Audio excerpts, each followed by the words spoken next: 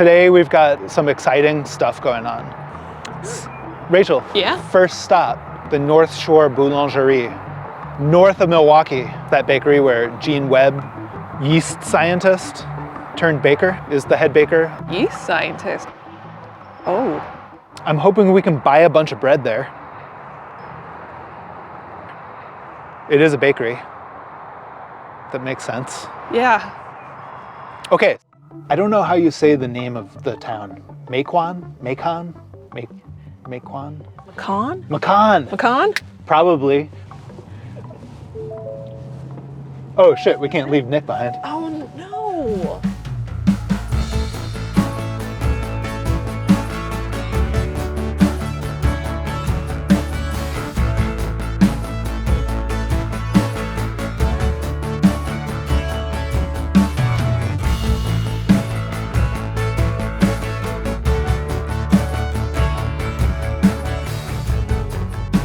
A couple years back, a cow got loose downtown Milwaukee. And the national press got a hold of it, right? But it's just too good of a story. Wisconsin, in the middle of a town, there's a cow. This, you can open it up. This is our new carbon steel pan. Cool. We thought you might like it. So, Nick, can you see this? So what do you need? What do you need? Well, we'd love to see the facility. If you got a 25-cent tour, Yeah. we'll take it. Although I didn't bring any quarters. But And much cheaper than you might imagine. that's really cool. Bread bakers and pastry chefs don't mix. They should be kept apart. They don't like each other. So bread's over there and pastry's over here. They require different temperatures and different humidities. In here we do breakfast pastries and dessert pastries. If you're glazing things, you want them to be nice and shiny, right? You don't want a bunch of flour. And when you get into a bread bakery, there's flour everywhere. Can I show you the rest? So my bread team's over here. They'll be in a little bit. We divided this space into two for better control. This room is where we mix pre-shape and shape. Another kind of snafu with the build out is that they hooked us up to the air handling system for the offices upstairs, which is too dry. So I've got a humidifying system. The only downside was that it came with an instruction manual in Chinese only. Do you have a favorite loaf? I tend to be a classicist, and I wasn't trying to come up with all these new different kinds of bread. You know, if it has flour, water, yeast, and salt in it, I think we can probably do it. But I was trying to make a really good baguette. I'm trying to make a really good croissant. Like everything in French baking, the French made them challenging. On purpose, they've given you just a sliver thin margin to get it right. What's good for the crust is bad for the crumb, and what's good for the crumb is bad for the crust. Small target. Yeah, small target, you've just got to thread the needle. Ben, my head baker, has amazing hands. Absolutely amazing hands, and they are wired to his head in such a way that he was always meant to be a baker. And he's an African drummer. Whoa. How do you beat on those drums and feel what's going on in the dough? It's like, shouldn't your hands be numb or something? But he can feel everything and he can sense what's going on. He can take the worst piece of dough and make the prettiest baguette out of it. As his hands run down the dough, he just feels things. So your background's in microbiology? Yes, I just happen to have a very strange background experience. My PhD program was at Carnegie Mellon in Pittsburgh in a microbiology lab working on bacteria, looking at how yeast actually digest food, how they break things down. A lot of what we know about cancer came originally out of yeast cells, how they control growth. And then I went to the University of Chicago into faculty for 15 years, 16 years. One of my first loves was baking. I set up a bake shop in the corner of the dining room. Remember those little light bulb ovens? My mother was one of those kind of people who said, you know, you can eat anything you want as long as you can make it. But I loved it, and again, I like eating. Once I knew I wanted to do this, I jumped in with a bunch of chefs, learned as much as I possibly could, put together my business plan, and jumped in. So how many loaves of bread are a typical output from this side of the bakery? 400, we've done as much as 800, Wow. but that is running full blast for 9 hours.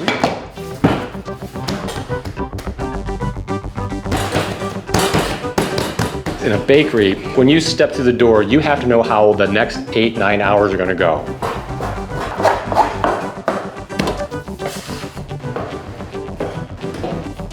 Once you've made a mistake, it's a killer for that product. Wow. There's not enough time to make up 4 more hours if you're 4 hours in.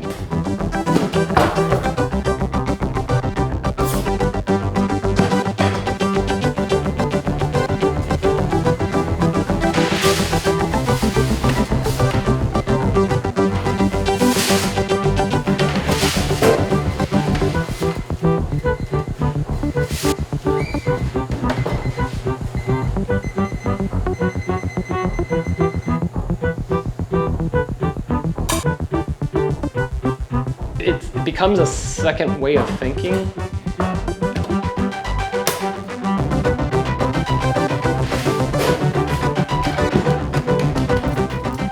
When you get to the end and you've got walls of bread and it's like, okay, you managed 8.5, 9, 10 hours of work and hit each of your time points.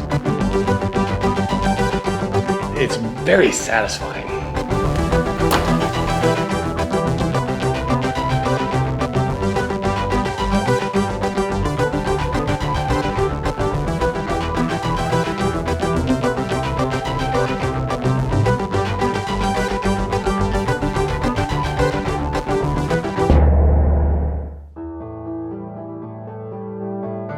It can get up to 500 degrees. Okay. It'll generate enough steam, it'll blast the doors open. It's got magnificent steam generators and heavy stones. It'll hold temperatures nicely.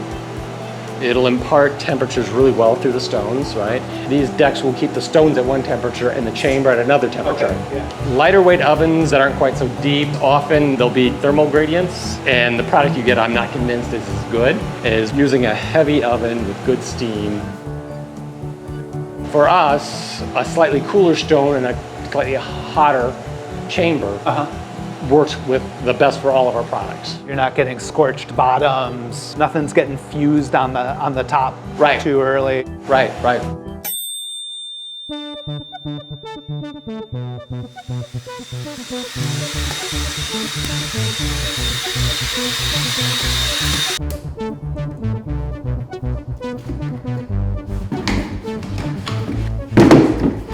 My levain was started in Bordeaux, and I keep it in buckets here. I have a fermenter that I had in Shorewood, but it was always very finicky. It didn't like the machine. It made the move from Shorewood to Mequon quite nicely. And whenever I dumped it into a bucket, it was much happier. I thought, okay, bucket it is. Where my lab days come in really handy is if there's a problem, I'll know how to fix it. Should I bring the temperature up? Should I bring the temperature down?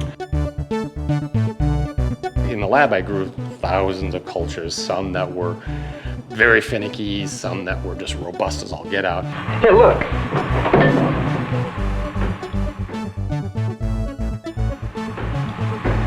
Good. Have you ever started your own starter? Yeah. Right, and the first couple of weeks are scary. Yeah. Because the smell is... I mean, I've had some that have smelled like feet. Usually there's something on the order of 10 to 20 fungi, 20 to 30 bacteria. Cool. And depending on where you are in the world. Yeah. It's the same thing that's highly engineered as quick rise yeast. Yep. The most common yeast world over. Yeah. Or most prevalent. Yeah, that may be true. That I don't know. I'm making that up. It's S. cerevisiae. S. cerevisiae in nature likes to grow. Do you know when you go through an orchard and you see that fog on the apple, and you polish it off and you think it's schmutz? It's yeast. That's where they like to grow. Yeah. And everyone thinks fruit flies like fruit. No, they like the yeast. It's its own little symbiotic relationship between the fruit, the yeast, and the fruit fly.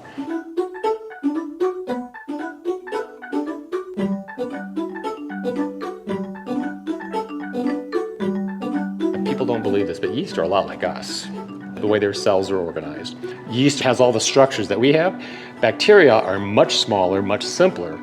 If you get the temperature up, 20 minutes, they'll double. Whereas yeast, because there's so much more DNA, there's so much more structure in their cells, it takes them 2, 3, 4, 5 hours to double. Most bacteria are friends of man. Say, here they are. It was the famed chemist Louis Pasteur of France who in the 1850s proved that bacteria cause fermentation. When you're starting those cultures out, it's not uncommon for the bacteria to race ahead, and then the yeast have to kind of claw their way to multiply until they're the dominant culture in that bucket. But for our first couple of weeks, the bacteria have a heyday.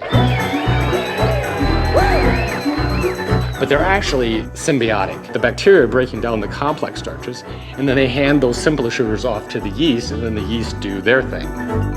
Bacteria tend to be really good at breaking down complex starches and carbohydrates, whereas yeast, a bit like ourselves, do better with simpler sugars. The body's main fuel is sugar. We don't handle these complex starches, which is really what upsets a lot of people's stomachs. Right. If we overload our GI tract with starches, right, we get a lot of GI distress. Right. And people often will interpret that as, I'm gluten sensitive. Right.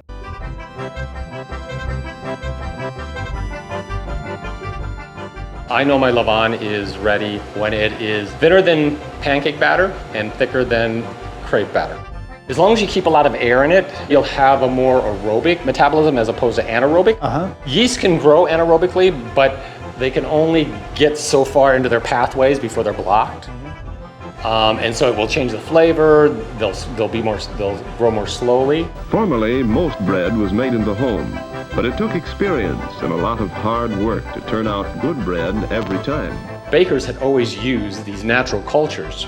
But if you're going to do everything mechanically, you need everything to happen exactly the same way each time. The machine does all the work.